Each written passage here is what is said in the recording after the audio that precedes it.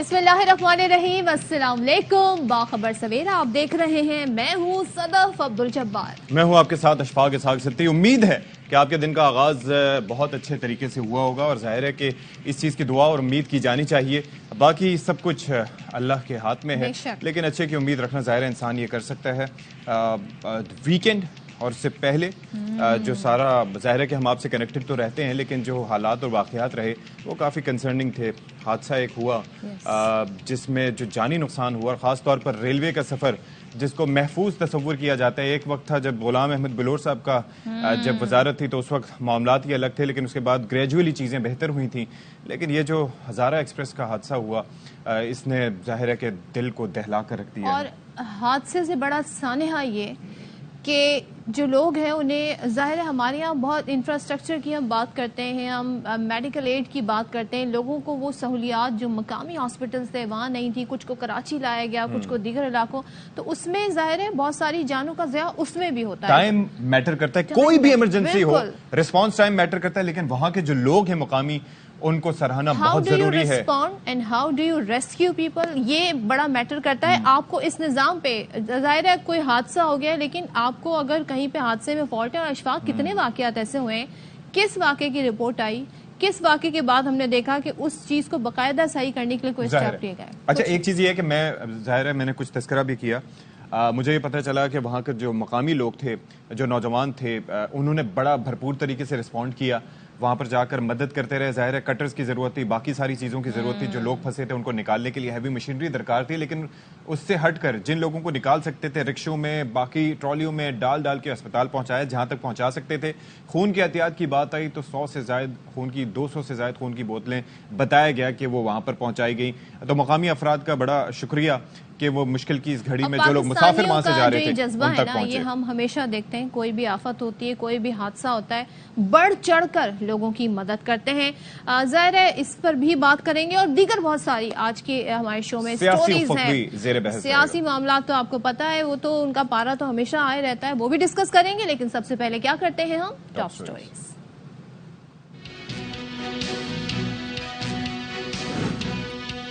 कराची से हवेलियां जाने वाली हजारा एक्सप्रेस हादसे का शिकार।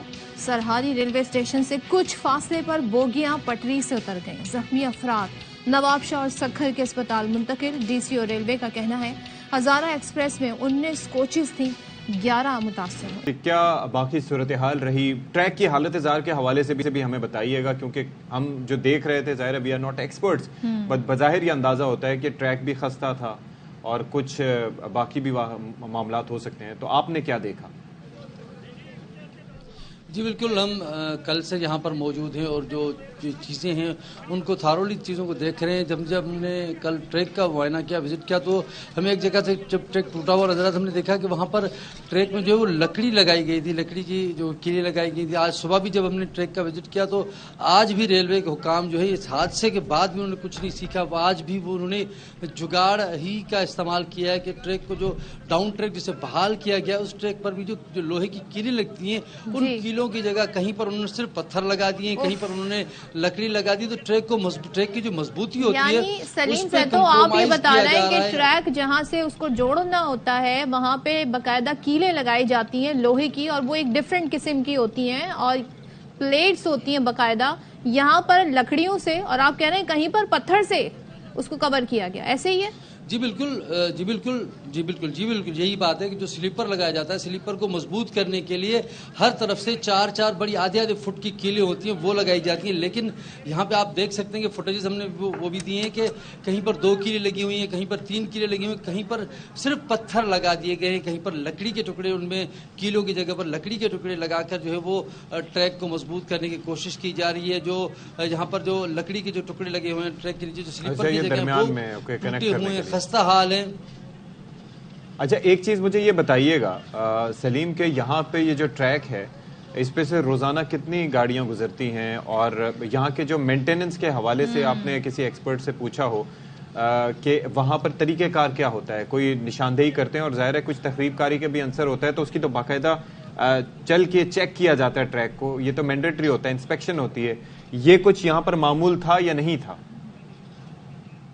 دیکھیے ایک تو ریلوے کا جو عملہ ہوتا ہے وہ روزانہ کی بنیاد پر ٹریک کو چیک کرتا ہے. وہ گینگ مینز ہوتے ہیں جو نٹ بولٹ ٹائٹ کرتے رہتے ہیں, وہ مکمل طور پر اس کی چیکنگ کی جاتی ہے. لیکن جب آج صبح ہماری کچھ لوگوں سے بات ہوئی تو جو گینگ مینز ان کا کہنا تھا کہ دیکھیں ہمیں اگر جو چیزیں مہیا ہوں گی تو ہم وہ لگائیں گے. اگر ہمیں ہر سلیپر کو فکس کرنے کے لیے 4 کیل ملیں گے تو ہم لگائیں گے. اگر ہمیں ملیں گے 2 کیل تو ہم تیسرا کیل یا چوتھا کیل کہاں سے لگائیں گے؟ تو ریلوے انتظامیہ کی جانب سے انہیں ریلوے حکام کی جانب سے انہیں مکمل چیزیں ریلوے انتظامیہ کی جانب سے انہیں مکمل چیزیں فراہم نہیں کی جا رہی, جس کی وجہ سے وہ یا تو پتھر لگاتے ہیں یا پھر وہ لکڑی کے ٹکڑے لگا کر وہ کیل کی جگہ پہ لگا کے جگاڑ کر رہے ہیں.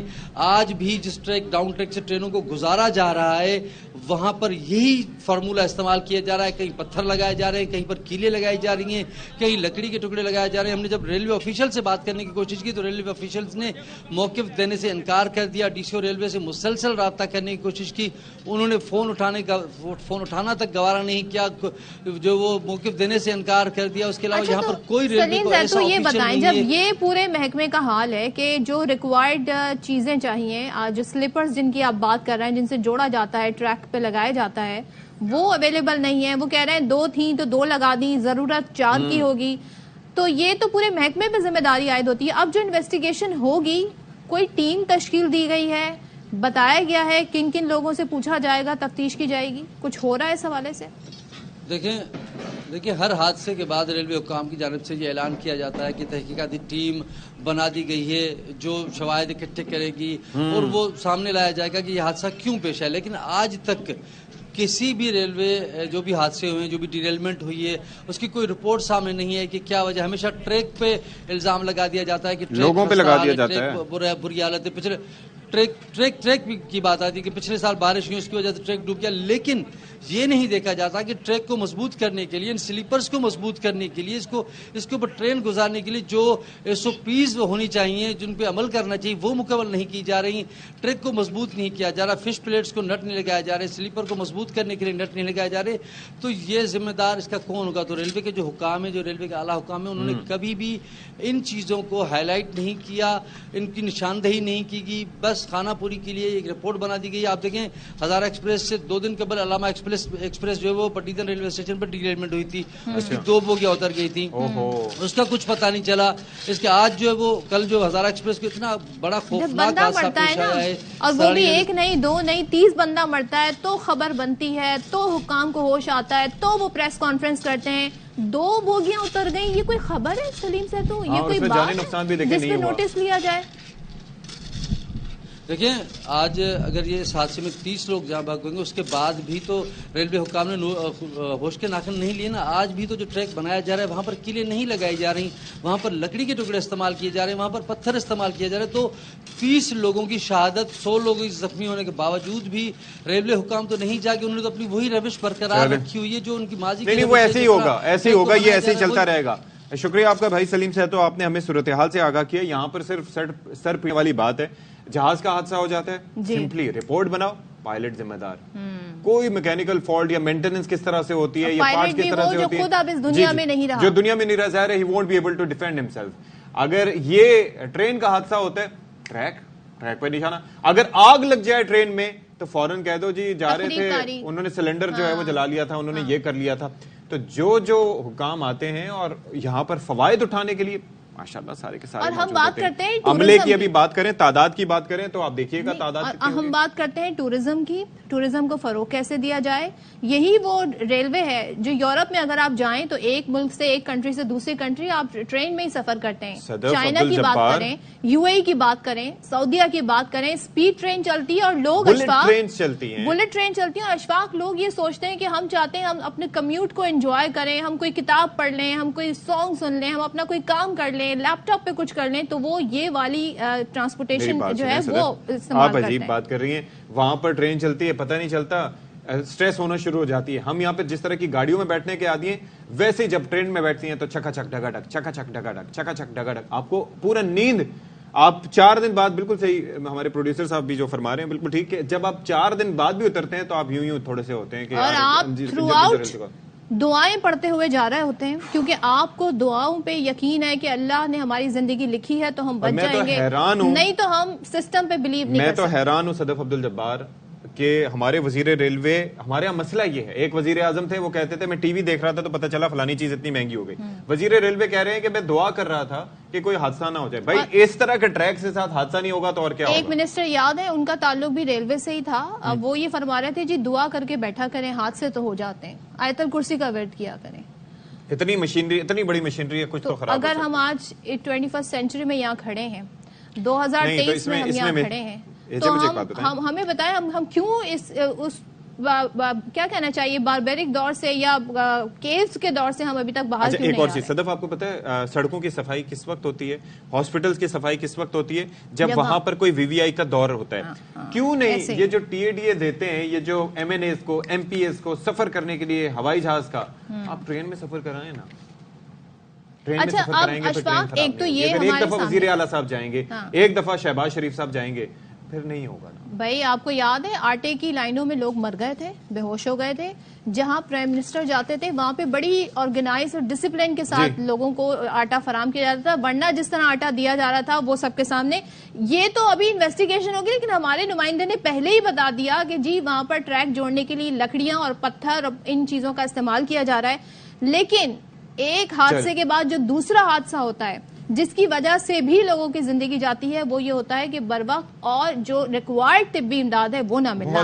نواب شاہ کے قریب جی یہ مسئلہ ہے. ہونے والے جو ٹرین حادثے کے زخمی مسافر ہیں وہ مختلف اسپتالوں میں زیر علاج ہیں, اور زخمیوں کی جو حالت ہے, طبی سہولیات ہیں, وہ کیا ہیں, ذرا رضوان تھے وہ ہمیں اس حوالے سے بتاتے ہیں, پھر اس پر بات کرتے ہیں. گزشتہ روز سراڑی کے قریب کراچی سے حویلیاں جانے والی ہزارہ ایکسپریس حادثے کا شکار ہو گئی تھی. حادثے میں 30 افراد جاں بحق ہوئے تھے, جن میں 3 بچے اور 12 خواتین شامل ہیں. میں موجود ہوں پیپلز میڈیکل یونیورسٹی اسپتال میں, جہاں جو ہے وہ 38 زخمی جو ہے وہ زیر علاج ہیں. وہاں سے گاڑی نکلی تھی نا سراڑی سے, تو اسپیڈ کم نہیں ہوئی تھی. سراڑی سے نکلتے بس وہ لائنوں سے اوور اسپیڈ تھی, پتہ ہی نہیں چلا, اور فل کراس کی ہے سراڑی والا. اس کے بعد پتہ نہیں پہلا ڈبہ کراس الٹا ہے, اس کے بعد ساتھ ہی سارے سمجھ نہیں ہوا کیا ہے. بس میرا پارس لے گئے تھے, موبائل بھی 80,000 روپیہ میرے اس پارس میں اندر تھا. ابھی پیسے نہیں ہے, موبائل بھی نہیں, یہ سامان واپس دے کے گئے ہیں. تمام جاں بحق افراد کی شناخت کر لی گئی ہے, جن میں 27 افراد کی میتوں کو ورثہ کے حوالے کر دیا ہے, جبکہ رات دیر تک جو ہے وہ ریسکیو کا عمل مکمل کر لیا گیا ہے. جی اینٹیسپیشن ہی نہیں ہوتی نا, ظاہر ہے کہ حادثہ ہوتا ہے تو ان علاقوں میں میں بار بار کریڈٹ دیتا ہوں کہ جس اپنی کم بساط اور استطاعت کے باوجود وہاں پر لوگوں کو ٹیکل کیا گیا, اور مجھے پتہ چلا, ظاہر سوشل میڈیا سے ہی پتہ چلتا ہے کہ کس طریقے سے لوگ وہاں پر جا کے امداد کرتے رہے, پانی لے کے جاتے رہے, زخمیوں کو وہاں سے نکالنے کی کوششیں کرتے رہے. تو جناب آپ لوگوں کا بہت شکریہ, اللہ تعالیٰ آپ کو اس کا اجر دے گا جو مقامی وہاں پر تھے. لیکن ظاہر ہے کہ اس کے بعد ہم بارہا یہ کرتے ہیں کہ 2 شعبے ہیں جس کے اندر ہماری انویسٹمنٹ نہ ہونے کے برابر ہے گورنمنٹ کی, ایک ہے ہیلتھ, دوسرا ایجوکیشن. اس معاملے پہ ایسا سلسلہ ضرور ہونا چاہیے. سندھ میں کچھ جگہ ہیں جہاں پر بڑے اچھے ہاسپٹل ہیں. کسی بھی معاشرے کی ترقی کے لیے اس وہاں کے لوگوں کی ڈیولپمنٹ, ہیلتھ اور education is very important. These factors are very important, لیکن ان پر ہوتا کچھ نہیں ہے. بہرحال ہم یہاں بریک لے رہے ہیں, اور بریک کے بعد واپس آئیں گے تو مزید بات کرتے ہیں.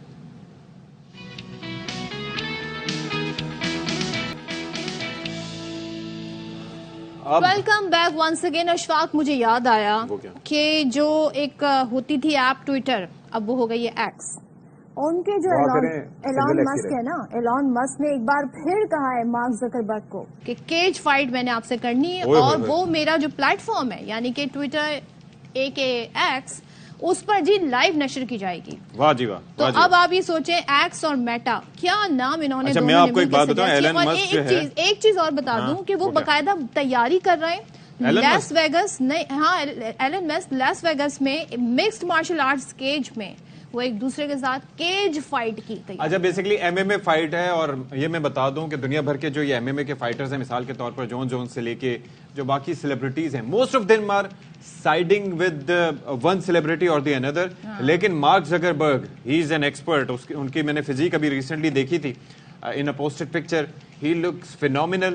تو Elon Musk should be very careful کہ ایسا وہ باقاعدہ تیاری کر رہے ہیں، اور وہ ابھی مارک زکربرگ نے کوئی حامی نہیں بھری ہے، لیکن جناب یہ تیاری کر رہے ہیں. مطلب سوچیں ان کے پاس کتنا فری ٹائم ہے. لوگوں کو انہوں نے ٹویٹس پہ لگایا ہوا ہے، لوگوں کو انہوں نے فیس جب بک آپ پہ نوکری کرتے ہیں نا تو پھر آپ کے پاس ٹائم نہیں ہوتا، جب آپ بزنس کرتے ہیں آپ کے پاس ٹائم ہوتا ہے. نہیں، میں تو سمجھتی ہوں جتنا آپ کا بزنس پھیلتا ہے آپ اتنے زیادہ انگیج ہو جاتے ہیں. ہاں، لوگ کام کرنے کے لیے اسی اچھا ابھی کچھ خبر ہمارے خبر ہے، ہم نے سامنے اس کو وہ تلاش بتا کرنا دیتے ہے.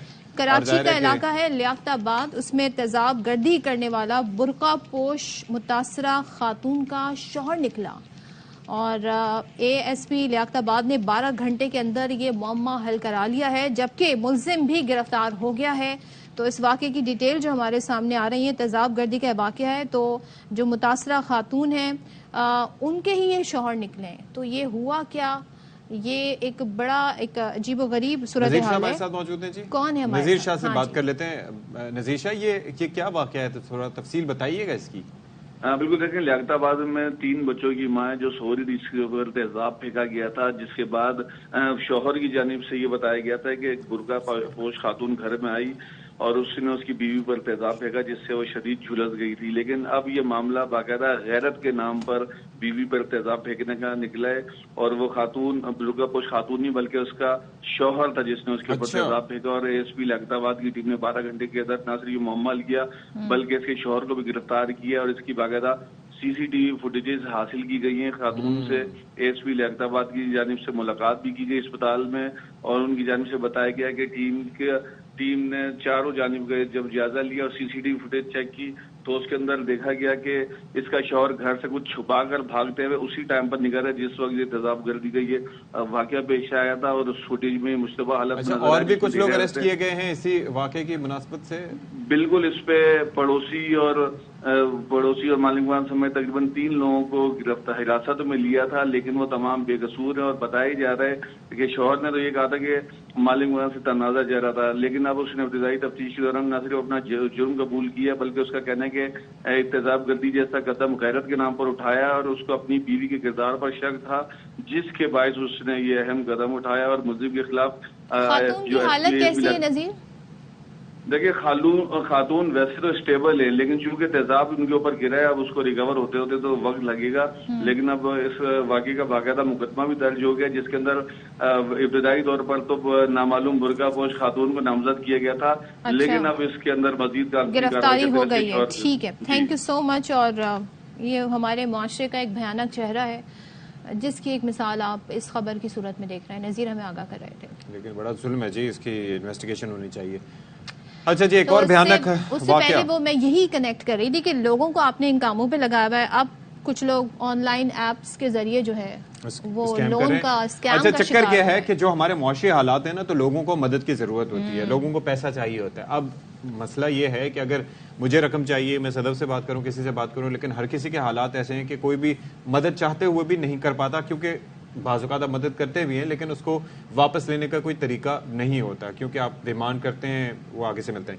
اب اس میں کیا ہے کہ وہ بینک سے جو لینے کا طریقہ ہے وہ سب کے سامنے ہے کہ اس کے ٹرمز اینڈ پروسیجرز ہوتے ہیں. لوگ جاتے ہیں سستے طریقے کی طرف، اس کے اندر جس طریقے سے ان کو جال میں پھنسایا جاتا ہے تو بظاہر تو یہ بتایا جاتا ہے کہ یہ کرتے اس کے تو کچھ بھی پیسے نہیں دینے، آپ نے یہ رقم آئی اور اللہ اللہ خیر صلی اللہ. اس کے بعد ہوتا یہ ہے کہ ایک تو وہ انٹریسیبل ہوتے ہیں، بہت کم ایسے ہوتے ہیں جو securities and exchange commission of Pakistan میں رجسٹرڈ ہوتے ہیں. اس کے بعد ان کی کوئی لوکیشن نہیں ہوتی کہ ان کا دفتر کس جگہ پہ. پھر وہ آپ کی جو معلومات ہیں ذاتی وہ لوگوں کو دیتے ہیں اور وہ ریکوری والے بدتمیزی کرتے ہیں، بدتہذیبی کرتے ہیں. کچھ لوگوں کے واقعات میں نے یہ بھی سنے، وہ کہتے ہیں جی وہ یہ کہتے ہیں ہمارے پاس تمہارا ایڈریس ہے، ہمارے پاس ایکسیس ہے تمہارے موبائل تک، ہمارے پاس تمہاری پکچرز ہیں، ویڈیوز ہیں. کہتے ہیں نا کچھ لوگ تمہارے رشتہ داروں کو بتائیں تم کیا کرتے ہو، گن دکھا کے لوٹتے ہیں، اور کچھ لوگ آپ کو ایسے ہی کھلونا گن دکھا کے بھی لوٹ لیتے ہیں. تو ذرا اس پہ بھی دھیان رکھیں کہ بلیک میل ہو رہے ہیں. اور پھر ایک اور چکر بھی ہے، اور یہاں پر صرف سادہ لوگ ہی اشفاق. خبر یہ ہے کہ صرف وہی اس کا شکار نہیں، تاجر بھی اس کا شکار ہو رہے ہیں. سوچیں ان کو تو کتنی انفارمیشن ہوتی ہے اور ان کو سارا سسٹم کا بھی اندازہ ہوتا ہے. تو اب آپ کو یہ بتا دیں کہ ڈیجیٹل نوسر باز لاہور چیمبر آف کامرس کے تاجروں سے بھی ہاتھ کر گئے ہیں. کروڑوں کا کاروبار کرنے والے آن لائن نوسر بازوں کا یہ شکار بن گئے تاجر. اور لاہور چیمبر کے تاجر رہنما عمران اصغر سمیت دیگر نے آن لائن ایپ میں کروڑوں روپے کی سرمایہ کاری کی ہوئی تھی. اب یہ آپ اندازہ لگائیں, میں بھی ان کو پتا ہو پہلے سے, اس کے باوجود بھی انہوں نے کیا, اور 2 ماہ یہ منافع ملتا رہا, لیکن پھر ہر منافع کے ساتھ ساتھ اصل رقم بھی چلی گئی, اور آن لائن انویسٹمنٹ ایپس اب تک ہزاروں شہریوں کو کروڑوں کا چونا لگا چکی. اچھا, تو اس پر بات کر لیتے ہیں جی. جو اس اسکیم کا شکار ہوئے ہیں, لاہور چیمبر آف کامرس میں اپوزیشن رہنما میاں محمد اصغر, جو کہ اس حالت سے گزرے ہیں, ان سے پوچھ لیتے ہیں کہ یہ کیسے ہوا. بہت شکریہ اصغر صاحب فار بینگ ود اس. سب سے پہلے تو جی ہم اس معاملے میں آپ کے ساتھ اظہار ہمدردی کر سکتے ہیں, افسوس کا اظہار کر سکتے ہیں. یہ ہوا کیسے؟ You are a businessman, آپ تو سمجھتے ہیں کہ کوئی چیز اتنی آسانی سے ملے تو اس کے اوپر بھروسہ نہیں کرنا چاہیے, لیکن کیسے ان لوگوں نے آپ کو اپنے چنگل میں پھنسایا؟ جی بسم اللہ الرحمن الرحیم. اشفاق صاحب, ہوا ایسے ہے کہ جو یہ 2 مین اس کمپنی کے جو اونر تھے, ایک احمد ندیم اور ایک یاسر حیات خٹک, ان کا تعلق رحیم یار خان سے تھا. اور احمد ندیم چونکہ میرا ایک پرانا جاننے والا تھا, میں بیسیکلی ارائی کمیونٹی سے تعلق رکھتا ہوں. اور میں ارائیوں کی ہماری ایک تنظیم ہے پاکستان ارائی تحریک, اس کا میں مرکزی چیئرمین بھی ہوں. تو یہ احمد ندیم ہمارے درمیان گھسا ہے, پہلے ارائی بن کے, اور ہے بھی ارائی ہے, ارائی بن کے ہماری تنظیم میں گھسا ہے, اور اس کو ہم نے پھر اپنے اس کے علاقے کا رحیم یار خان کا انفارمیشن سیکٹری بنایا. 1 سال یہ تنظیم کے ساتھ چلتا رہا.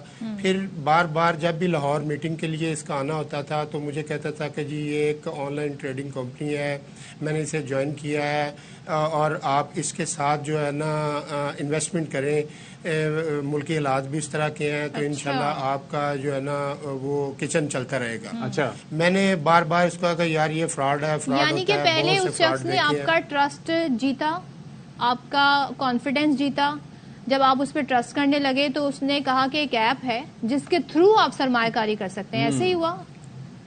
جی بالکل ایسے ہی ہوا. اس نے پہلے ٹرسٹ میرا جیتا ہے, اور پھر اس نے اپنی جیب سے میری $100 کی انویسٹمنٹ کی ہے. اچھا, اور میرے آفس میں آ کے میرے موبائل سے ایپ ڈاؤن لوڈ کر کے اس میں اپنی جیب سے $100 کا جو ٹاپ اپ ہے وہ کیا انہوں نے, اور انہوں نے کہا جی یہ جب آپ مطمئن ہوں گے پھر ہمیں $100 آپ کو کس چیز نے اٹریکٹ کیا کہ بھائی مجھے اس میں پھر کروڑوں ہی لگا دینے چاہیے؟ مجھے صرف یہ تھا کہ میرا بیسیکلی بزنس تھا کنسٹرکشن کا اور انٹیریئر ایکسٹیریئر فنشز کا. اچھا, تو ملکی حالات اس طرف جا رہے تھے کہ کنسٹرکشن فیلڈ میں ٹیکسز کی برمار تھی, لوگ آہستہ آہستہ اپنا سرمایہ کنسٹرکشن سے نکالنا شروع ہو گئے تھے, تو ہم اس طرف سے تو بالکل امید کم ہو رہی تھی آگے بزنس کی. تو میں نے کہا کہ اس سے بہتر ہے کہ میں اپنے جو پیسے ہیں اپنی راس وہ کھاتا جاؤں. یہ ایک اپرچونٹی ملی, اور اس میں انہوں نے بتایا کہ 7 سے 10% ہم منافع دیں گے. اچھا, ایک اور چیز بھی ہے. میں نے جی آپ بتائیے. میں نے یہ سوچا کہ چلے اس سے کم از کم جتنی دیر تک ملکی حالات بہتر نہیں ہوتے کچن تو چلتا رہے, اور میری اماؤنٹ جو ہے وہ محفوظ ڈبل ہوتی رہے. جی محفوظ, جی نہیں ڈبل تو خیر نہیں, 7-10% سے ڈبل کہاں, گھر کے ایکسپینسز اتنے ہیں, مہنگائی اتنی ہو گئی ہے. مجھے ایک چیز یہ بتائیے گا کہ اس کے اوپر ظاہر ہے کہ ایک سلسلے سے ہم بھی گزرے تھے کچھ عرصہ پہلے, اس کے اندر کوئی ریٹن کمٹمنٹ نہیں ہوتی یا کچھ لکھت پڑھت نہیں ہوتی, آپ کے ساتھ کچھ اس طرح سے؟ اور دوسرا یہ کہ آپ کی جو میں وہ دیکھ رہا ہوں نا, ظاہر ہے کہ جو ہمارے پاس ڈیٹیل کچھ ایک ٹرانزیکشن نہیں تھی, یہ کئی ٹرانزیکشنز کے تھرو آپ نے پیسہ اپنا اس میں لگایا, ایسا ہی تھا؟ جی بالکل گریجولی جیسے جیسے یہ میرا ٹرسٹ بلڈ ہوتا جا رہا تھا ویسے ویسے میں اس کو انویسٹ کرتا جا رہا تھا. اور یہ کسی بھی بینک سے کنیکٹڈ نہیں تھا؟ نہیں, کسی بینک سے نہیں. بیسیکلی انہوں نے جو مین جانسا یہ دیا, کیونکہ ہم لوگ تاجر ہیں اور چیمبر میں رجسٹریشن کے وقت ہمیں پتہ ہوتا ہے کہ ایک جو کمپنی ہے وہ کیسے رجسٹرڈ ہوتی ہے, اس کے پیچھے بیک اینڈ پہ SCCP سے یا اور دوسرے ڈپارٹمنٹ سے FBR سے کیا کیا ڈاکومنٹس چاہیے ہوتے ہیں.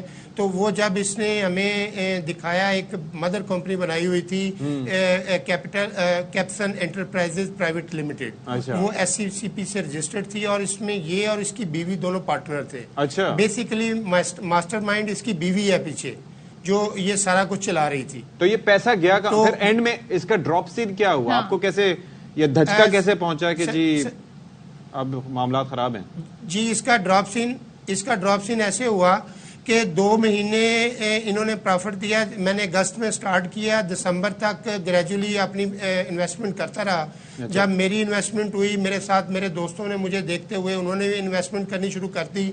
تقریباً $48,000 میری انویسٹمنٹ تھی اور باقی تقریباً کوئی $70,000 میرے دوستوں کی تھی. ٹوٹل $1,25,000. یعنی کہ آپ نے کہا کہ ہم تو ڈوبیں گے صنم, تم کو بھی لے ڈوبیں گے. وہ ہوتا یہ اپنا بھروسہ بن جاتا ہے. لوگ کہتے ہیں جی اصغر صاحب تھوڑے کو تو بڑے پیسے آ رہے ہیں, تو ایسی بھی لائیے پیسہ. کیا کریں گے؟ ایسا ہی ہوا.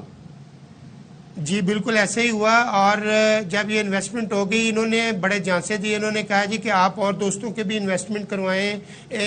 مجھے گاڑی دی گئی, 10 اور دوستوں کو بھی گاڑیاں دی گئیں جو مختلف شہروں سے تعلق رکھتے تھے. وہاڑی, ملتان, بورے والا, رحمیار خان, ٹوبا ٹیک سنگھ, اسلام آباد, صادق آباد, ان علاقوں کے لوگوں کو انہوں نے لوٹا. یہاں تک کہ ان میں بیوہ خاتون ایسی کافی ہیں جنہوں نے اپنی انویسٹمنٹ کی ہوئی تھی کہ ہم اپنا گھر کا کو گزر بسر کر لیں گے اس کی انکم سے. وہ بھی بیچاری لوٹی گئی. اب یہ لوگ ہیں پاکستان میں یا پاکستان سے نکل چکے ہیں کہاں یہ؟ جی یہ پاکستان میں ہی ہیں, ملتان میں. اب رحمیار خان سے ملتان شفٹ ہو گئے ہیں. میں نے میرے پاس ان کا چیک تھا اور میں نے لاہور میں تھانہ سول لائن میں 489F کا پرچہ بھی درج کروایا ہے. اور اس کے بعد یہ آپ کے لاہور میں جو ہمارے کامرس بیٹ کرنے والے مظہر اقبال ہیں, انہوں نے یہ سٹوری آپ کے ایئر وائی پہ سب سے پہلے. اچھا اب ایک بات بتا دیں, آپ تو ہیں تاجر رہنما, آپ کو لین دین کے طریقہ کار بھی پتہ ہے, اس کے باوجود بھی آپ کو اتنی بڑا فراڈ کا سامنا کرنا پڑا. اب جو یہ سادہ لوگ ہیں, آپ نے کیا لیسن لرن کیا کہ کیا کن چیزوں پہ ٹرسٹ کرنا چاہیے, کون سی چیزیں شیڈی ہوتی ہیں, کون سے ریڈ فلیگز ہوتے ہیں جنہیں غور کرنا ضروری ہے؟ یہ ٹوٹلی ہر چیز ابھی بھی میں دیکھ رہا ہوں سوشل میڈیا پہ اتنی برمار ہے اس کی.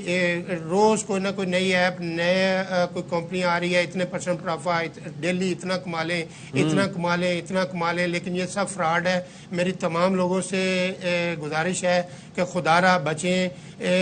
ہم لوگ تو پھنس گئے ہیں. آج کل پیسہ کمانا مہنگائی کے اس دور میں بہت مشکل ہے. اور ان لوگوں کا حصہ نہ بنے, کیونکہ ہم لوگ اس وجہ سے اس چیز کا حصہ بنے ہیں کہ حالات جو ملکی حالات چل رہے ہیں, لوگوں کو یہی ہوتا ہے کہ کسی نہ کسی طرف سے گھر کا چولہا چل جائے اور وہ پھر اس طرح دلدل میں پھنستے جاتے ہیں. میں نے لاہور میں جو چیز ڈائریکٹلی کسی بھی بینک سے کنیکٹڈ نہیں ہے, خاص طور پہ پیسوں سے متعلقہ ایپ, اس پہ تو کبھی بھی ٹرسٹ نہ کریں. اور آپ جیسے کاروباری بندے کو جب لوگ اس طرح لگا سکتے ہیں چونا, تو پھر باقی لوگوں کا کیا؟ لیکن اس کے اندر یہ تھینک یو سو مچ میاں محمد اصغر صاحب, آئی ایم شیور, مجھے دعا ہے کہ آپ کے پیسے جو ہے کور ہوں اور یہ نوسرباز پکڑے جائیں.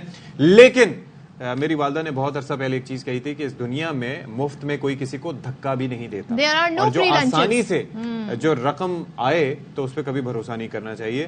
تو یہ محتاط رہنے کی چیزیں ہیں جی. بڑی مشکل سے پیسہ کمایا جاتا ہے, جو لوگ کام کرتے ہیں, محنت کرتے ہیں, ان کو اس بات کا اندازہ ہے, اور لٹنے میں فوراً لٹ جاتے ہیں. تو بی ویری کیئرفل. اور کوئی بہت زیادہ آپ کے ساتھ میٹھا بن رہا ہو تو اس پہ بالکل بھروسہ نہ کریں.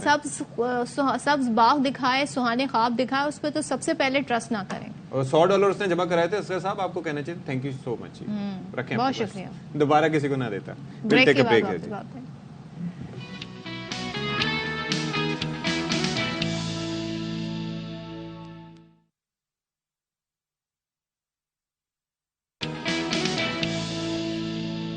جی اب تذکرہ پاکستانی قوم کے فیوریٹ کام کا, وہ کیا ہے؟ ایک تو سونا ہے اور دوسرا کھانا. مزے کے کھانے, اور اگر کھانوں میں بیکنگ بھی آ جائے تو کیا ہی بات ہے.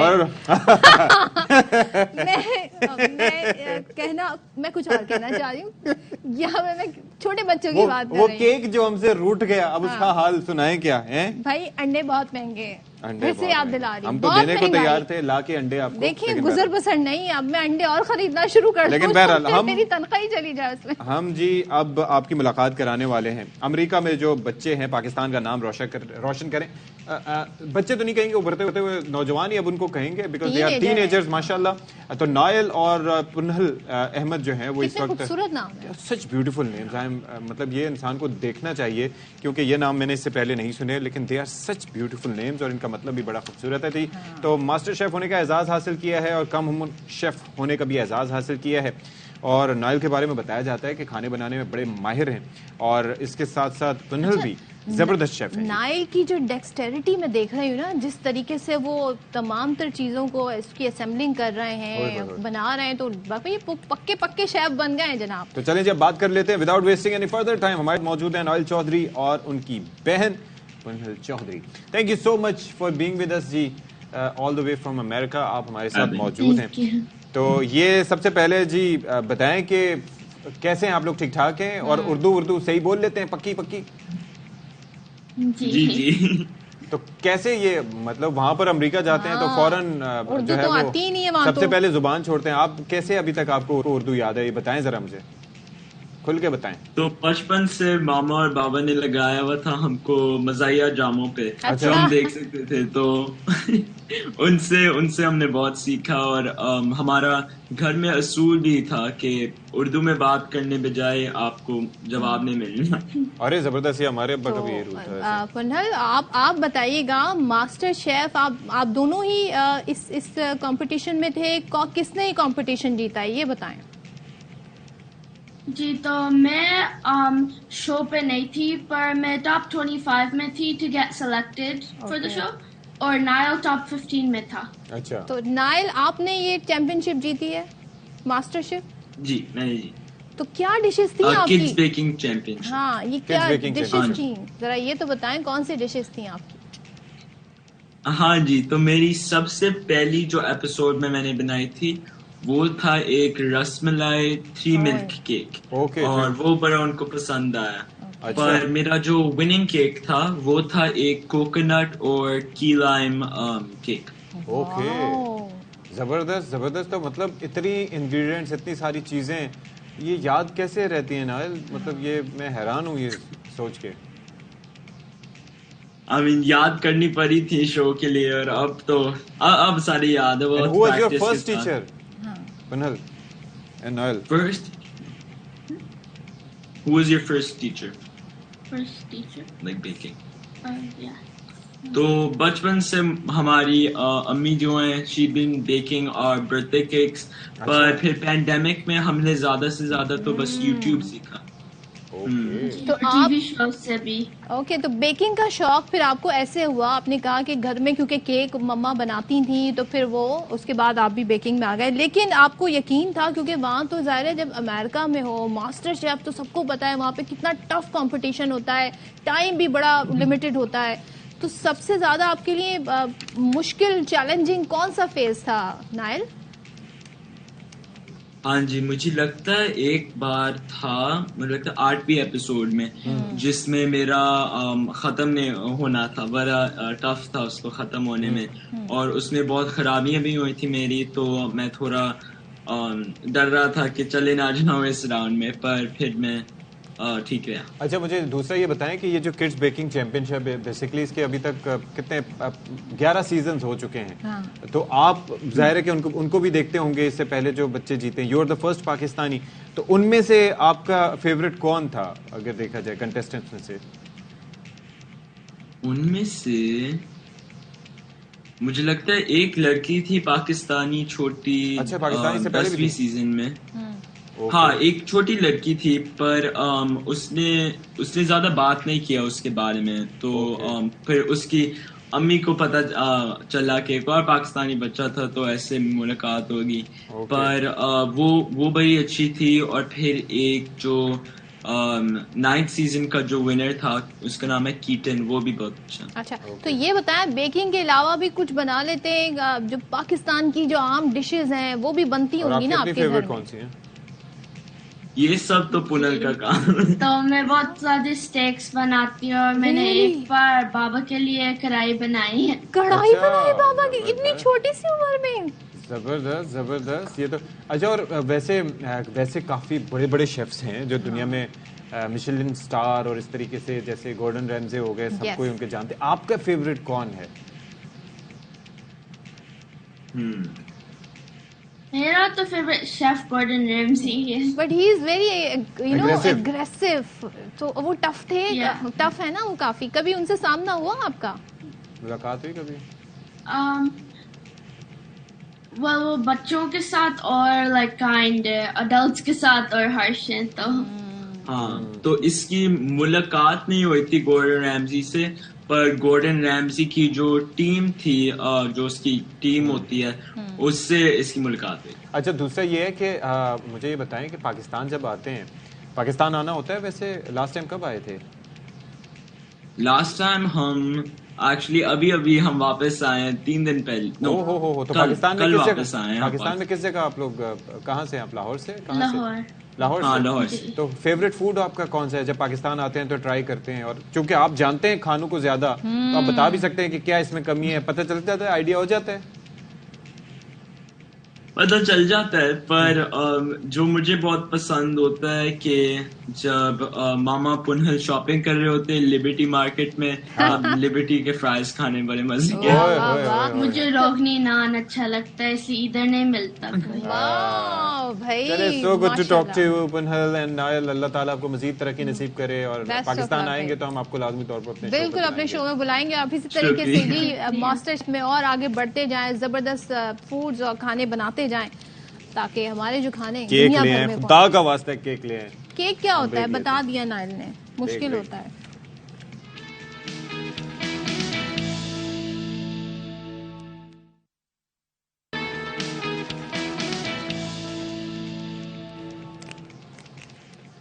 बाखबर सवेरा में एक बार फिर से आपका खैर मकदम है। अच्छा सदफ, आपको पता है इस हाथ से चुटकी नहीं बज रही? क्यों?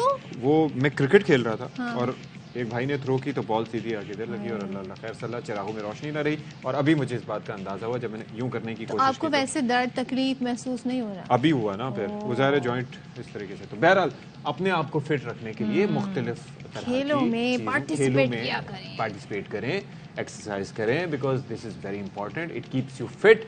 और जाहिर है कि वरना मसाइल काफ़ी सेहत से मुतालिक हो सकते हैं, जिस तरह के खाने हम इस्तेमाल करते हैं। और मतलब सोचें, सब्जियां उगाते हैं, अब वो होती है जनाब कौन से पानी में? एकोलाई वाले पानी में, सीवेज के पानी में।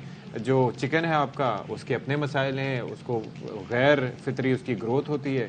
चलिए, अगर ये भी आप इशू एक तरफ रखें, बहुत सारे जंक फूड अपनी जगह बेहिसाब खाते हैं, उनको पता ही नहीं होता उन्होंने खाने का कितना पोषण लिया है। वो खाने के लिए जिंदा है। आप रोटी जो है आपको पता होता है आपने कितनी खाई, हम तो बस निवाले तोड़ते रहते हैं, बस गर्मा गर्म आ रही होती है तो बस उसका पता नहीं चलता। हमारा दिल, हमारी नियत, हमारा पेट नहीं भर जाता। तो भाई थोड़ा सा भूख छोड़ के खाएं, बाद में थोड़ा खा लीजिएगा, पूरा दिन पड़ा है, मतलब ऐसी क्या है, मतलब कोई अल्लाह माफ करे कोई आखिरी खाना थोड़ी है, तो अपना पेट समझ के खाएं। क्या पता, लेकिन मतलब कि किसकी ख्वाहिश हो सकती है कि बस उसने आखिरी ख्वाहिश उसकी है कि मैंने खाना बहुत सारा खाना है। कौन है भाई, कोई बंदा अच्छी सी कोई ख्वाहिश कर ले आखिरी, करो खुदा ना खास्ता उसे करना। अच्छा, वैसे कोई जेल में जो कैदी होते हैं ना, जो सजाए मौत के, उनको आखिरी ख्वाहिश खाने की होती है बेचारों की, और कुछ मिलता नहीं, तो घर का नहीं मिल रहा होता ना, उनकी सिचुएशन अलग होती है। खैर, बहुत सारी चीजें हैं जो आपसे आज 10 बजे डिस्कस करनी है। अशफाक, आज आपने टाइम नहीं बताया, किस टाइम पर हम आए? आप भाई मैंने बताना छोड़ दिया, वजह उसकी ये है। अच्छा, एक तो लोग मुझे जानते हैं और पहचानते हैं, और मेरे तवज्जुह से आपको भी पहचान लेते हैं।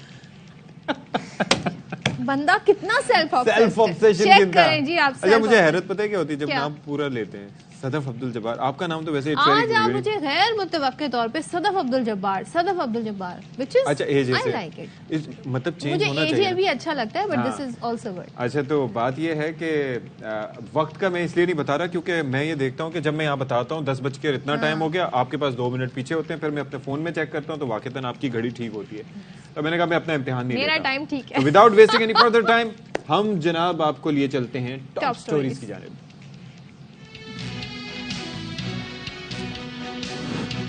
खेल को सियासत से अलग रखने का फैसला। पाकिस्तान ने कौमी टीम को वर्ल्ड कप खेलने के लिए भारत जाने की इजाजत दे दी। तर्जुमान दफ्तर खारजा का कहना है कि भारत का रवैया मुतअस्सिबाना है, लेकिन हमारा फैसला जिम्मेदाराना रवैये को जाहिर करता है।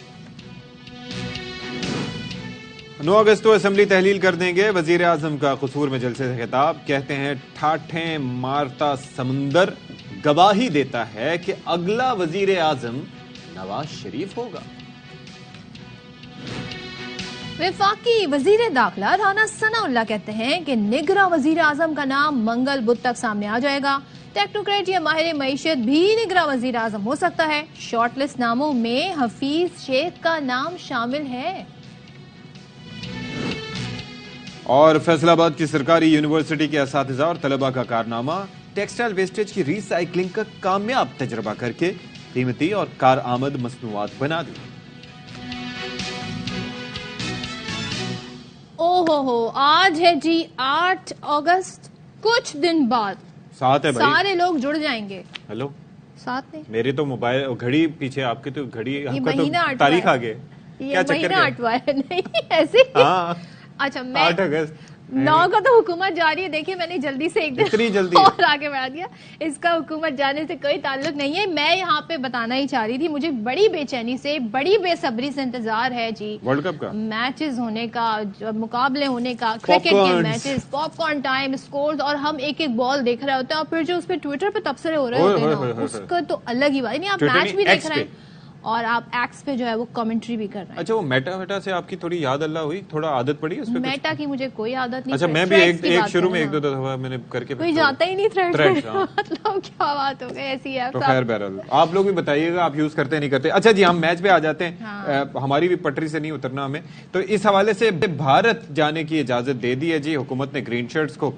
کرکٹ ورلڈ کپ کے لیے، اور ترجمان دفتر خارجہ کا کہنا ہے کہ کھیلوں کو سیاست کے ساتھ نہیں ملانا چاہیے، حالانکہ کرکٹ ڈپلومیسی از سم تھنگ جو ہم کرتے رہے لیکن وہ پاکستان کرتا رہے۔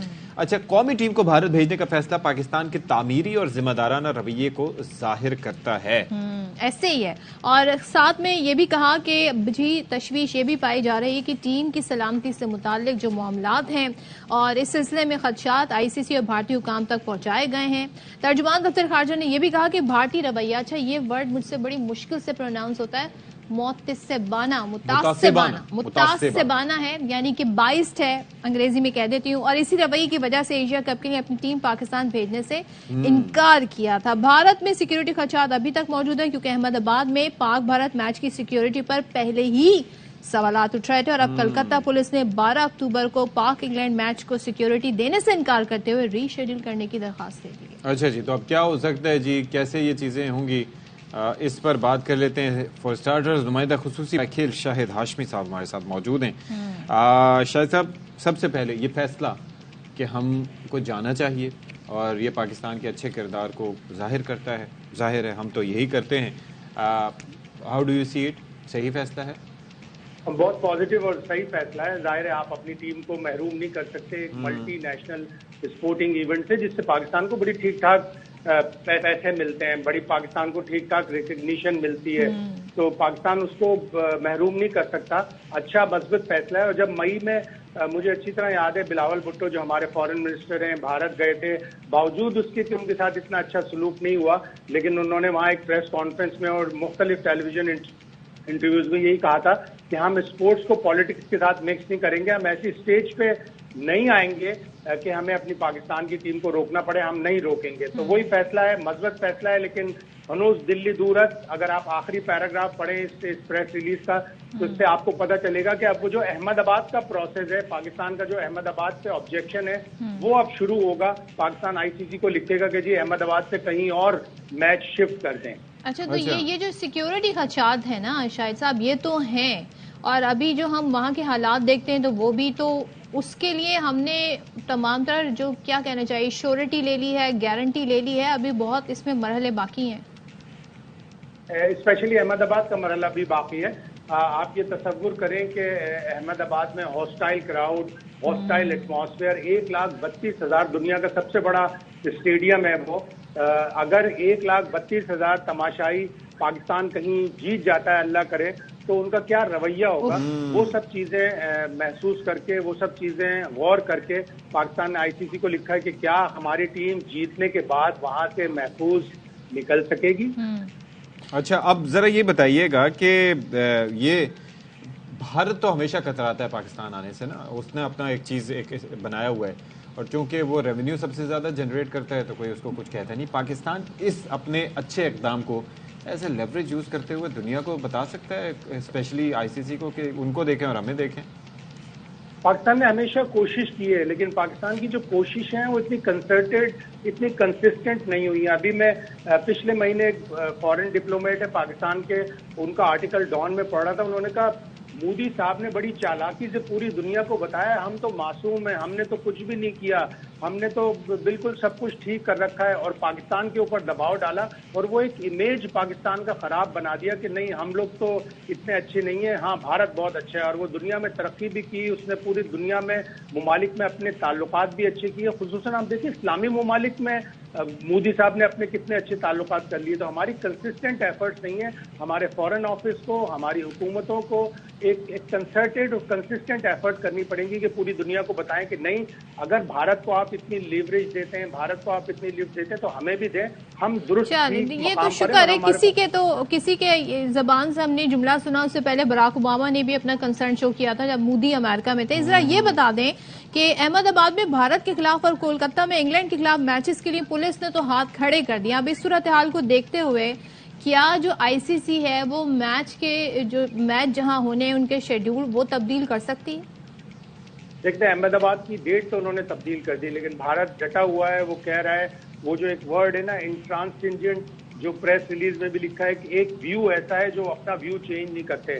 انہوں نے یہ کہا ہے کہ ہم وینیو چینج نہیں کریں گے. 15 سے 14 اکتوبر کر دی, 12 سے 11 نومبر کر دیں گے, لیکن وہ وینیو چینج نہیں کریں گے. کولکتہ تو بہت اچھی جگہ ہے, وہاں سے پاکستانیوں کو بڑا ریلیف بھی ملتا ہے, بڑی خوشی, بڑا پیار بھی ملتا ہے. تو وہاں تو اتنا کوئی پرابلم نہیں ہونا چاہیے. احمد آباد کا وینیو البتہ پاکستان اس کے اوپر پوری کوشش کرے گا کہ احمد آباد سے میچ نکالا جائے. آئی سی سی بھی جب یہ دیکھے گا کہ ملینز آف ڈالرز اس میچ سے ملتے ہیں تو پاکستان کہیں اس کا بائیکاٹ نہ کر دے, کہیں فورفیٹ نہ کر دے, میچ 2 پوائنٹس دے دے. وہ بھی ایک غلطی ہوگی پاکستان کی, نہیں کرنا چاہیے. لیکن جب پاکستان دباؤ ڈالے گا تو 2016 میں بھی دھرم شالہ سے میچ شفٹ کر کے تھریڈز کے بعد ہمارا میچ کولکتہ آ گیا تھا, تو ایسا ہو سکتا ہے. بالکل دباؤ ڈالا جائے جی, اور یہ کنسرن اٹھایا جائے. تھینک یو سو مچ شاہد ہاشمی صاحب, اور سب میچ کے لیے ایکسائٹڈ ہیں اور اچھے سے میچ ہو جائیں. کیا بات ہے, اور پاکستان ہمیشہ امن کی بات کرتا ہے. دیکھیں جی, ہم نے بڑے دل کا مظاہرہ کیا جو کہ ہم ہمیشہ کرتے ہیں.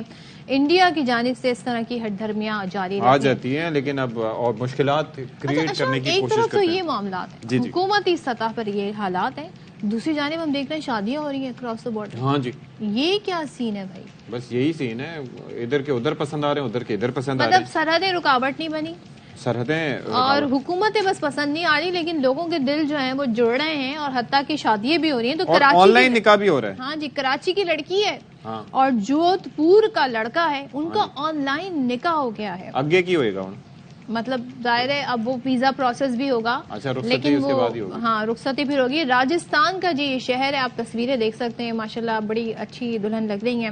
تو راجستھان کے شہر جودھ پور کے رہائشی ارباز خان ہیں, نام بھی ان کا بڑا ویسے فلمی ہے, ارباز خان اور کراچی کی آمنہ کی بات طے ہوئی اور نکاح کی تاریخ بھی رکھ دی گئی. تاہم ویزا نہیں ملا, وہی بات ہوئی. اسی وجہ سے آن لائن نکاح کیا گیا ہے. دونوں خاندانوں اور دونوں طرف سے قاضیوں کی موجودگی میں نکاح کی ورچوئل تقریب کا انعقاد کیا گیا. اور دولہے کی فرمائش پر یہ سنیں اشفاق آپ, شادی کی تقریب کو LED اسکرینز پر براہ راست دکھایا گیا. سوشل میڈیا پر اس نئی شادی کے بس اللہ کرے کہ ایک دوسرے کو صحیح سے قبول کریں, اور اللہ یہ بھی کرے کہ یہ فلٹرز نہ لگاتے ہوں دونوں, پتہ چلے سامنے جائیں تو پہچاننے سے انکار کریں. نہیں, فلٹرز لگ نہیں رہے, فلٹرز پتہ چل جاتے ہیں. نہیں پتہ چلتے, اتنے تیز ہم ہو گئے, کوئی نہیں پتہ چلتے. چینیوں سے پوچھے, لڑکوں کو نہیں پتہ لگتے. لڑکے جو ہیں نا وہ جھانسے میں آ جاتے ہیں, انہیں نہیں پتہ چلتا کون سی تصویر فلٹر والی کون سی ریئل. لڑکیوں کو سب پتہ ہوتا ہے. تو میری ہمدردیاں ارباز کے ساتھ ہیں. ویسے میری ہمدردی آپ کے ساتھ ہے کہ آپ فلٹر پہ فرق نہیں کر سکتے. نہیں کر سکتے, مجھے نہیں پتہ چلتا. اچھا ویسے مردوں کو ہم کہاں فلٹر سے کیا لینا دینا, آج کل سلمنگ فلٹر, یہ بہت ساری چیزیں ہیں جو پتہ دے رہی ہوتی ہیں کہ بھئی آنکھ, کسی کی آنکھ بڑی ہوتی ہے, اس کی آنکھ کا کلر دوسرا ہوتا ہے, ناک اتنی پتلی سی ہوتی ہے, تو ایک ہی جیسے فلٹرز ہوتے ہیں, پتہ لگ جاتا ہے سب پہ ایک ہی چھاپے لگے ہوئے ہیں. ہاں اچھا, یہ ضرور غور کیجیے گا آپ. کچھ ہے نا, کچھ فیس جو ہے نا وہ اتنا سا ہوتا ہے, وہ جو اب ایک وہ بنایا ہوا ہے نا بیوٹی کانسیپٹ, ستوا ناک, کتابی چہرہ. اچھا, کتابی چہرہ کیسے ہوتا ہے؟ پھول کی پنکھڑی جیسے ہو. مجھے ایک بات بتائیں, ڈبے جیسے منہ اور کتابی چہرے میں کیا فرق ہوتا ہے؟ ہاں, کتابی چہرہ اور ڈبے, کتابی کھلی بھی نہیں, وہ بند کتاب, کتابی چہرہ ہے, کھلی کتاب والا چہرہ نہیں. اچھا, اور پہلے تو یہ بھی تصویریں لی جاتی ہیں اردو شاعری میں تو اتنا تذکرہ ہے اس طرح کی. खूबसूरती का। तो फिर भी आपने अभी तक तेरी जुल्फे हैं कि है शब की स्याही जाना, ओह तेरी जुल्फे हैं कि है शब की स्याही जाना, हाँ। तो अगर टिंड करा ले तो सवेरा हो जाए। मुझे तो ऐसी शायरी आती है। पहला मिसरे पे मैं खुश हो रही थी, वाह वाह वाह। दूसरे मिसरे पे मैंने कहा ये क्या है, ये क्या है? ये शायरी ऐसी आएंगे बचपन से लेके, मतलब क्लास 1 से लेके 9 तक मेरी बहुत दफा टेंड हुई थी। इसकी वजह से शायरी मेरी में हसीन अशफाक किया आपने, सुबह सुबह मजा किरकिरा कर दिया बस है। अच्छा जी, आगे बढ़ते हैं। पहले पाउट भी हुआ करता था। अच्छा अब हम सियासी उस पर आ जाते हैं, पहले ही आपने मूड खराब कर दिया। सियासत की तरफ हम जा रहे हैं। सियासत में बहुत कुछ हो रहा है। 9 अगस्त की वो तारीख है, मैंने गलत तारीख दे दी थी, आज 7 तारीख है। 9 तारीख को ये हुकूमत अपनी मुद्दत से पहले जा रही है। इसका मतलब ये है कि अब 90 रोज में इलेक्शन होंगे, फिर साथ में नई डिजिटल मर्दमशुमारी के तहत होंगे, तो उसका मतलब ये है कि मजीद दिन लगेंगे, 120 दिन, 4 से 6 महीने, यानी कि जो इलेक्शन 90 दिन के तहत नवंबर में होने थे अब उससे आगे बढ़ गए हैं। ऐसे में अब सब ये सवाल कर रहे हैं कि जी बताएं, तारीख तो दे दी गई है, निगरां वजीर आजम कौन होगा, कब तक फैसला हो जाएगा? कल राना सनाउल्लाह साहब एक टेलीविजन पे गुफ्तगू करते हुए फरमा दिया उन्होंने कि जी एक नाम तो शॉर्टलिस्ट हो गया है और वो है हफीज शेख साहब। अंदाजा कीजिए। तो ये पूछा उनसे कि ये सवाल आपने, ये नाम आपने दिया है, ये नाम किसने दिया है? तो उन्होंने कहा बस जी ऐसे ही गोलमोल सा उन्होंने जवाब दिया और फिर कहा कि हफीज शेख मान गए। तो कहते हैं हाँ मान ही गए होंगे।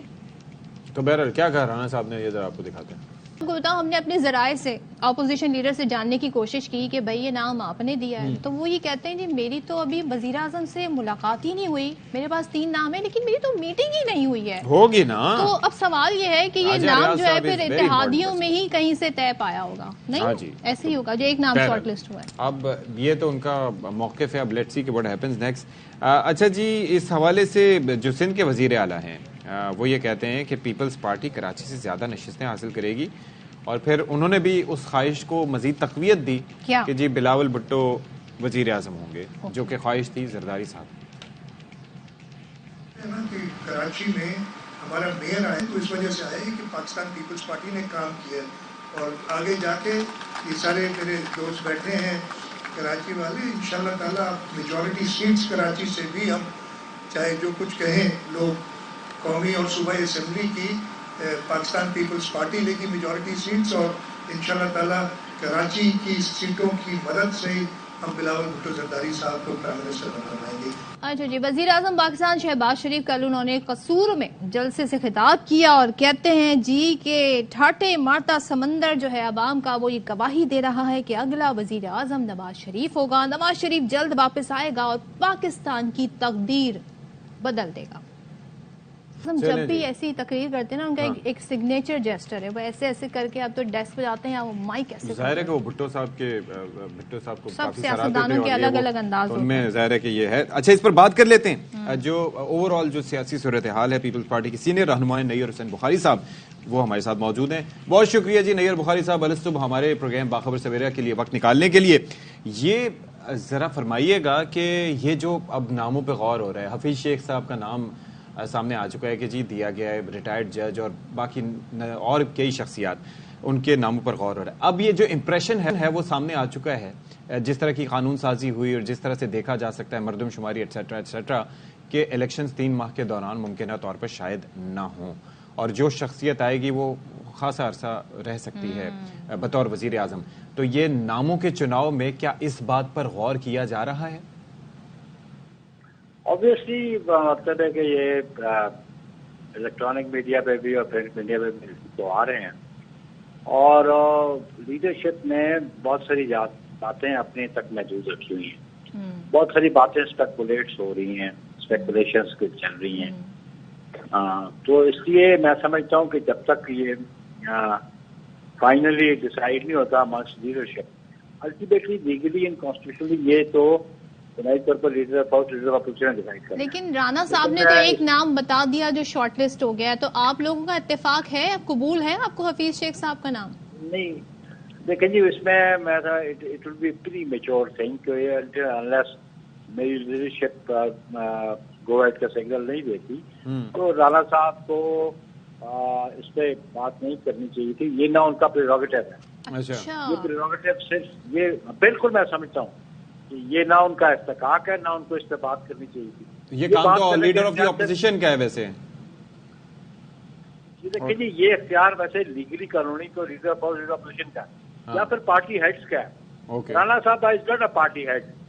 تو آپ کے خیال میں پھر انہوں نے کیوں یہ نام دیا؟ اور ویسے یہ نام ہے جو نام گردش کر رہے ہیں آپ لوگوں میں انڈر کنسیڈریشن ہے یہ نام؟ جب نام سامنے آئی گیا تو یہ بھی بتا دیں نیر بخاری صاحب. صرف ایک نام نہیں ہے، کئی نام ہیں اس پہ.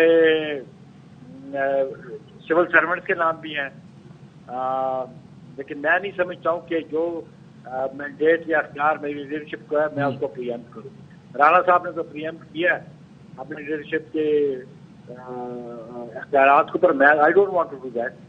یہ اختیار میری لیڈرشپ کا ہے. اچھا ایک اور چیز، سول سرونٹس کے نام ہے، جوڈیشل بھی نام بھی ہے، پولیٹیشینز کے نام بھی ہیں. اچھا ایک اور چیز بھی ہے نیئر صاحب کہ یہ جو اس وقت موقع ہے یہ بیسکلی ایک نگراں وزیر اعظم بننے کا، تو یہ اس کو ایز اے ذمہ داری، کیونکہ پہلے 3 مہینے کا ہوتا تھا، معاملہ لمبا چوڑا ہے، تو لوگ اس کو ایز اے ذمہ داری دیکھ رہے ہیں یا ایز این اپرچونٹی؟ دیکھیں پرائمریلی جو ابھی پیپلز پارٹی کا موقف تو بڑا واضح رہا کہ ہم تو ودن ٹائم فریم الیکشن چاہتے تھے. اینی اور کیونکہ ابھی وہ کاؤنسل آف کامن انٹرسٹ نے اپروو کیا اور آرٹیکل 51 یہ بھی obligatory ہے. کانسٹیٹیوشن 224 آرٹیکل کے نیچے کہتا ہے ودن 60 days اور 90 days election. At the same time article 51 جو ہے انووک ہوتا ہے کیونکہ وہ الیکشن سے پہلے ڈیلیمیٹیشنز اور کانسٹیچوئنسیز کے حوالے سے وہ بات کرتا ہے.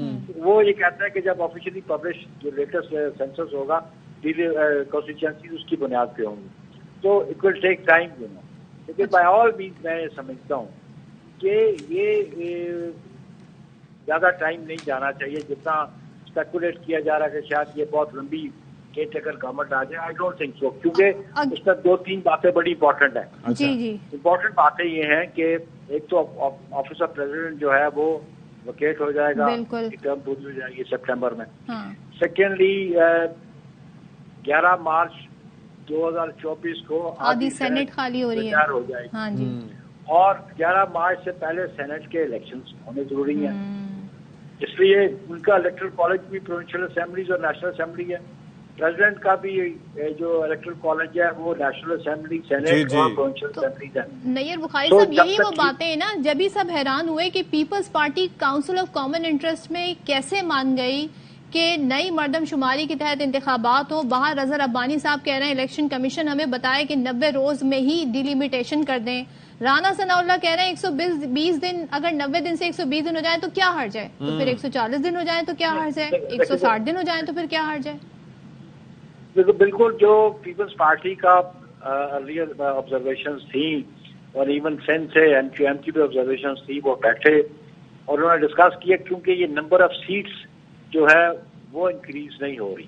اچھا نمبر آف سیٹس کا بھی انکریز ہو سکتی ہیں کہ اگر پارلیمان موجود ہو اور آرٹیکل 51 میں امینڈمنٹ آئے اور آئینی ترمیم، تو وہ صورتحال آئینی طریقہ وہ صورتحال ہے نہیں، امینڈمنٹ ہو نہیں سکتی کیونکہ پارلیمنٹ کمپلیٹ نہیں ہے. تو وہ جو آبادی بڑھی اس کی پھر ریپرزنٹیشن کیسے ہوگی عوام میں اگر سیٹ نہیں بڑھیں گی؟ تو نہیں وہ یہ میری عرض سن لیں نا، تو سیٹس تو نہیں بڑھ رہی، یہ سیٹس تو نہیں بڑھ رہی لیکن کانسٹیچوئنسیز کی ری ایڈجسٹمنٹ ضرور ہوگی ودن دیٹ ٹائم فریم پر. اچھا ایک اور چیز بتائیے گا، سیٹ جو ہے جی کراچی کی بھی سیٹ جو ہے ودن ٹائم فریم پر وہ ایڈجسٹ ہو سکیں گی. مطلب کانسٹیچوئنسیز کسی جگہ غیر کامران مرتضیٰ تو واک آؤٹ کر گئے کہ ہماری تو سیٹ ہی بڑھنی تھی وہ کم ہو گئی، اب یہ تحفظات کے ساتھ ہم الیکشن میں جائیں گے. نیر بخاری صاحب دیکھیں جی، there is no way mentioned in the constitution کہ پاپولیشن بڑھے گی تو سیٹیں بھی بڑھیں گی.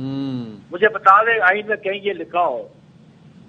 لیکن ظاہر وسائل کی تقسیم کے لیے تو یہی مناسب ہوتا ہے نا کہ حلقے اسی حساب سے بنائے جائیں. یہ صرف یہ بات جو آپ نے درست فرمائی کہ صرف یہ کانسٹیچوئنسیز کی بات نہیں ہے، یہ باقی نیشنل فائنانس کمیشن ایوارڈ کی بات بھی ہے جی اور ریسورسز کی بات بھی ہے، کلیکشن آف ٹیکسز کی بات بھی ہے. تو یہ سینسس جو ہے it is not confined only to the constituencies. اچھا ایک اور چیز بخاری صاحب ایک اور چیز ون لاسٹ تھنگ یہ بتائیے گا، یہ جو الیکشنز میں ڈیلے جس طرح سے ایک طرح سے لگ رہا ہے ہمیں کہ ہو جائے گا، جو بھی چیزیں یہ حلقہ بندیاں اور مردم شماری ایٹسٹرا ایٹسٹرا اور جو تیاریاں ہیں با اختیار کرنے کی دیگراں وزیر اعظم کو جو ہوئی ہیں، اس کا نقصان کس کو زیادہ ہوگا, آپ کی جماعت کو یا نون لیگ کو, اگر الیکشنز ڈیلے ہوتے جاتے ہیں؟ یا تمام جماعتوں کو؟ نہیں, میں نہیں سمجھتا ہوں کہ دیکھیں جی نقصان کا مطلب کوئی بندہ پریڈکٹ نہیں کر سکتا کہ پبلک کس کو ووٹ ڈالے گی. ابھی یہ تو ڈپینڈ کرتا ہے پارٹیز کی پرفارمنس پہ, پارٹیز کی پاس کی پرفارمنس کیا تھی, ڈیلیور کس نے کیا, کس نے ڈیلیور نہیں کیا. تو لوگ, میں سمجھتا ہوں کہ یہ ایک بڑا کنٹینیوئنگ پروسیس ہے. This is a learning process also for public also, کہ ہم جو سمجھ رہے ہیں کہ 8 کے بعد سول پاور ایک گورنمنٹ سے دوسری گورنمنٹ ٹرانسفر ہوئی, کنزیکٹیولی الیکشن ہوتے رہے, تو یہ بھی ایک بڑا لرننگ پروسیس ہے. اور میں سمجھتا ہوں کہ پبلک جو فیصلہ کرے گی اس پہ ابھی کہنا کہ جی فلاں پارٹی کو نقصان ہو جائے گا یا فائدہ ہو جائے گا, it's a matter of now time. It's a matter of time now آپ کہہ رہے ہیں. Thank you so much. بہرحال یہ سیاسی جماعتوں نے فیصلہ کیا کہ الیکشن خود ہی تاخیر کا شکار ہو جائے. انہوں نے نئی مردم شماری کے اوپر اگری کر دیا. اب الیکشن کمیشن دیکھیں جی کیا فیصلہ کرتا ہے. آج اجلاس بھی ہونا ہے جی. اچھا خبر ہے جی, چیئرمین پی ٹی آئی کی اٹک سے اڈیالہ جیل منتقلی کی درخواست اسلام آباد ہائی کورٹ میں دائر کر دی گئی ہے, اور نعیم حیدر پنجوتا ایڈوکیٹ نے درخواست میں استدعا کی کہ چیئرمین پی ٹی آئی کو جیل میں A کلاس فراہم کی جائے. حسین چودھری مزید تفصیلات دیں گے, بتائیے گا جی. ویسے جو جیل جس میں ہیں وہاں پر A کلاس ہے بھی کہ نہیں؟ چوتھا نے درخواست دائر کی ہے کہ چیئرمین پی ٹی آئی کو اٹک جیل سے نکال کر اڈیالہ جیل منتقل کیا جائے اور انہیں بہتر سہولیات جو ہیں وہ جیل کی مہیا کی جائے اور A کلاس جو ہے وہ انہیں دیا جائے. نعیم حیدر پنجوتا کی جانب سے یہ درخواست دائر کی گئی ہے جس میں مزید استدعا کی گئی ہے کہ چیئرمین پی ٹی آئی سے وکلا جو ان کے فیملی ممبران ہیں, وکلا ہیں اور جو پارٹی کے سینئر رہنما ہیں انہیں بھی ملنے کی اجازت دی جائے. درخواست میں جو ہے وہ فریقین کو جو اٹک جیل ہے اور انتظامیہ جو ہے اور وفاقی حکومت کو فریق بنایا گیا ہے, اور یہ درخواست جو ہے وہ اسلام آباد ہائی کورٹ میں دائر کر دی گئی ہے. جی ٹھیک ہے جی, بہت شکریہ. اب آپ کو بتا دیں چیئرمین پی ٹی آئی سے آج 12 بجے ملاقات کی اجازت مل گئی ہے. جو وکیل ہیں نعیم حیدر پنجوتا وہ یہ کہتے ہیں کہ عدالت میں درخواست دائر کر رہے ہیں کہ چیئرمین پی ٹی آئی کو جیل میں A کلاس سہولت دی جائے. اگر اٹک جیل میں سہولت موجود نہیں تو انہیں اڈیالہ منتقل کیا جائے. سپرنٹینڈنٹ صاحب کا فون آیا اور انہوں نے کہا ہے کہ آپ 12 بجے آئیں.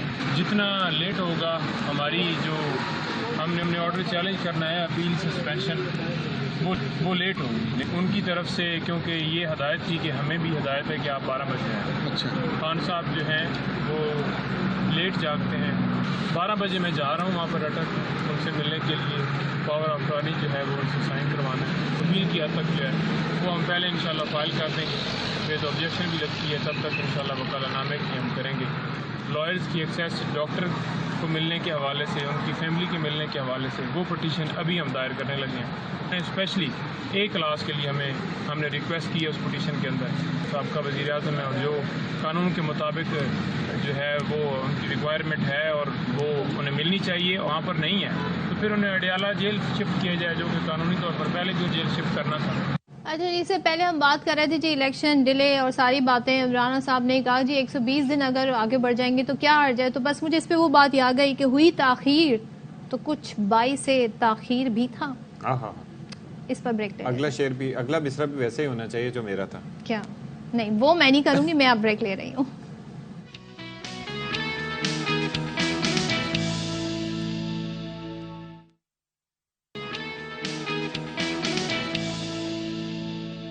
Welcome back once again. اور آج کل جی ایک بار پھر سے ایسے مناظر اشفاق دیکھنے کو مل رہے ہیں. جو منشیات کے عادی افراد ہیں وہ آپ کو جا بجا کھلے عام سڑکوں پہ جی نظر آ رہے ہیں, اور کھلے عام منشیات کی فروخت بھی جاری ہے. اور یہاں پر ہم اسپیسیفکلی بات کر رہے ہیں کراچی کا علاقہ ہے ابراہیم حیدری.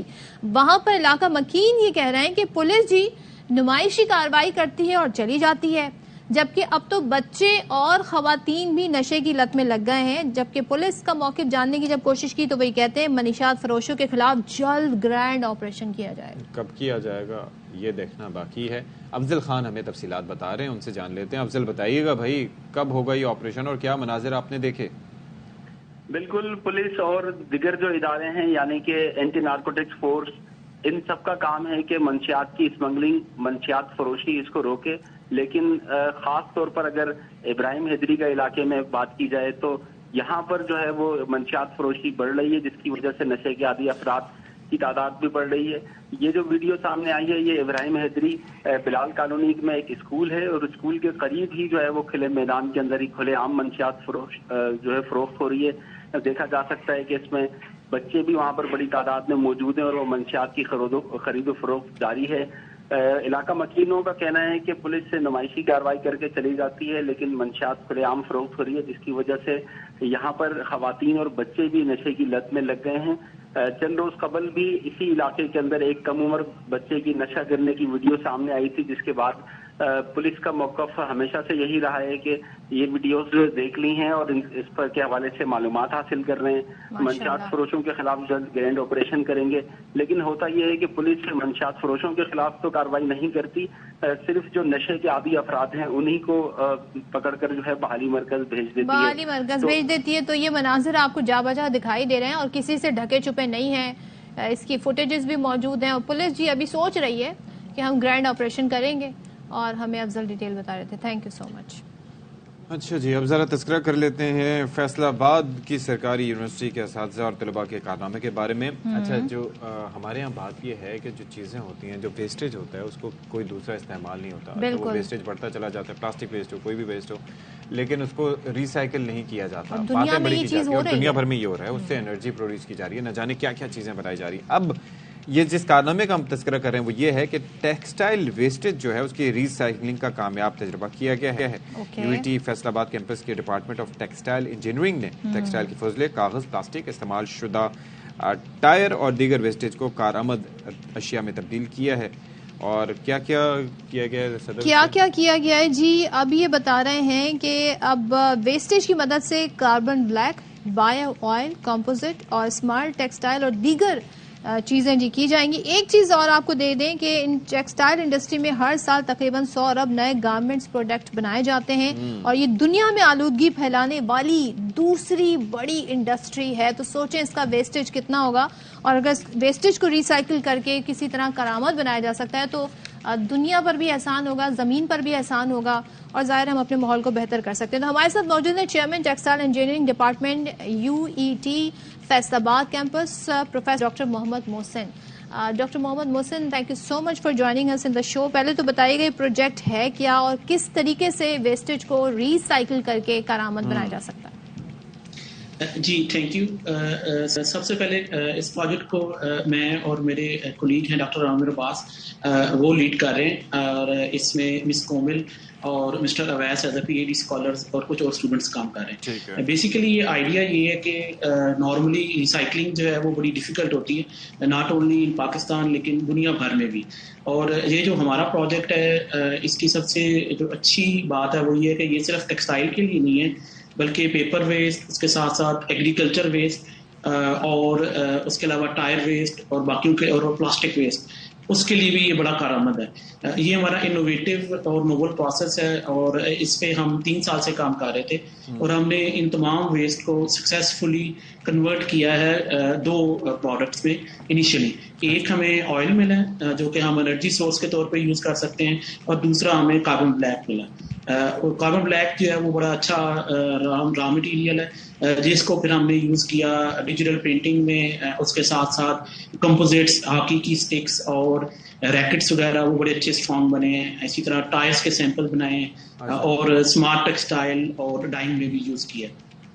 اوکے، اچھا اب ذرا یہ بتائیے گا کہ یہ جو مصنوعات ہیں، مثال کے طور پر بایو فیول کا تذکرہ کیا گیا کہ وہ بھی بنایا گیا، وہ کتنی مقدار میں وہ بنایا جا سکتا ہے، اس کا کاسٹ کیا اس کے اوپر آئے گی؟ کیونکہ ظاہر ہے کہ ویسٹ مٹیریل ملنا تو الگ چیز ہے، لیکن اس کو چینج کرنے میں یا اس کو ٹرانسفارم کرنے میں ظاہر ہے کہ اس میں کافی سرمایہ بھی لگ سکتا ہے اگر آسانی نہ ہو تو وہ کیا بتائیے گا اس سے متعلق ہمیں؟ جی بالکل، یہ آپ کا بڑا اچھا کویشچن ہے، کیونکہ یہ ہمیں ایز اے بایو پروڈکٹ مل رہا ہے. جب ہم ویسٹ کو کنورٹ کرتے ہیں جیسے میں نے پہلے بتایا، تو ہمیں جو ہماری مین پروڈکٹ ہے وہ کاربن بلیک ہے جو کہ ابھی بہت زیادہ امپورٹ ہو رہا ہے. دوسرا جو ہمیں آئل مل رہا ہے، اس کی تھوڑی سی فلٹریشن کے بعد اس کی جو کیلوریفک ویلیو یعنی کہ انرجی ویلیو ہے وہ تقریباً سملر ٹو پیٹرول ہے. اس کی ویلیو اراؤنڈ 37 ہے، اور پیٹرول کی اراؤنڈ 42, جبکہ جو ہارڈ کول ہوتا ہے وہ 25 ہوتا ہے, تو یہ اس سے بہت بہتر ہے. جہاں تک بات ہے کاسٹ کی, تو اس کی کاسٹ جو ہے بڑی کاسٹ افیکٹو ہے, کیونکہ را مٹیریل کی کاسٹ ہماری بہت کم ہے, اور اس کے ساتھ ساتھ جو ہمیں کاربن بلیک مل رہا ہوگا وہ بھی اس کی کاسٹ کو کمپنسیٹ کرے گا. تو یہ ایک ایڈیشنل پروڈکٹ, اور پاکستان جیسے ملک میں جہاں پہ الیکٹریسٹی اور انرجی کی شارٹیج جو ہے وہ اکثر رہتی ہے, اس کے لیے یہ پروسیس جو ہے انوویٹو وہ اور زیادہ فروٹفل ہوگا. آل رائٹ جی, تو تھینک یو سو مچ جی, آپ ہمارے ساتھ موجود تھے پروفیسر ڈاکٹر محمد محسن, اور ہمیں ایسے مزید یونیورسٹیز کو آگے آنے کی ضرورت ہے جس طرح سے کام کریں, دیٹ از بریلینٹ. لیکن حکومت اگر سپورٹ کرے نا جی تو کافی آسانیاں ہو سکتی ہیں, اور یہ بتا رہے ہیں کہ مشکل ہے موقع فراہم کریں. کر رہے ہیں جی. تھینک یو سو مچ ہمیں اس حوالے سے بتانے کے لیے. اب آپ کے ساتھ ایک خبر شیئر کریں, اور خبر یہ ہے کہ پشاور کی تحصیل متھرا میں کونسل چیئرمین الیکشن کے غیر حتمی نتائج موصول ہوئے ہیں, اور 155 پولنگ اسٹیشنز کے غیر سرکاری غیر حتمی نتائج کے مطابق پی ٹی آئی امیدوار انعام اللہ 20,333 ووٹ لے کر کامیاب قرار پائے, جبکہ ان کے مد مقابل جے یو آئی ایف کے امیدوار رفیع اللہ 13,564 ووٹ کے ساتھ دوسرے, اور جماعت اسلامی کے امیدوار افتخار احمد 9,546 ووٹ لے کر تیسرے نمبر پر رہے.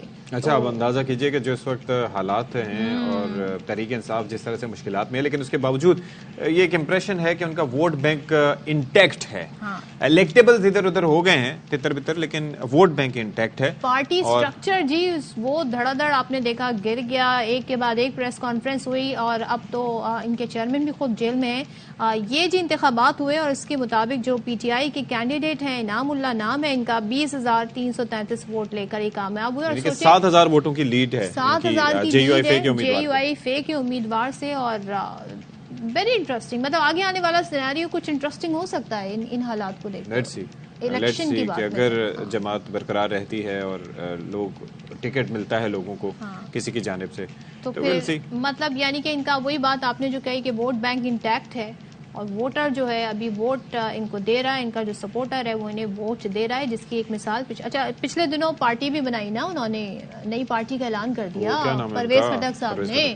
انہوں نے کہا جی ہم یہاں سے دیکھیں کیسے کلین سویپ کریں گے, اور یہ اس کی ایک بہرحال ان کے لیے ہوگا چیلنج, میں بھی بڑا چیلنج ہوگا, کیونکہ اس کے اندر لوگ بھی جے یو آئی کے کہہ رہے تھے کہ وہ جائیں گے, اور ادھر ادھر سے لوگ جائیں گے. وہ کہہ رہے ہیں کہ پوری پی ٹی آئی جو بچی ہوئی ہے نا وہ ہمارے پاس آ جائے گی. تو چلیں جی, اب ہم لیں گے وفا.